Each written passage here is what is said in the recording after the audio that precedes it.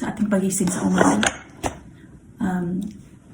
Bago natin gawin ang ating mga gawaing bahay o bago pumasok sa trabaho, magbasa muna tayo ng Bible, gumawa ng devotion at manalangin at sundin ang kalooban ng ating Diyos. Sapagkat kapag siya ang ating unahin, ang lahat-lahat naman ay pagkakaloob niya sa atin. Kahit hindi natin ito hilingin, kapag tayo ay sumunod sa Kanya. At sa mga hindi pa born again or hindi pa Christian, kung napapanood mo ang video na ito, subukan mo pong magbasa ng Bible at unawain. At bahala na ang Lord ang humipo sa iyong puso na sundin at bahala na ang Panginoon na magbago ng iyong puso at ang iyong pananampalataya.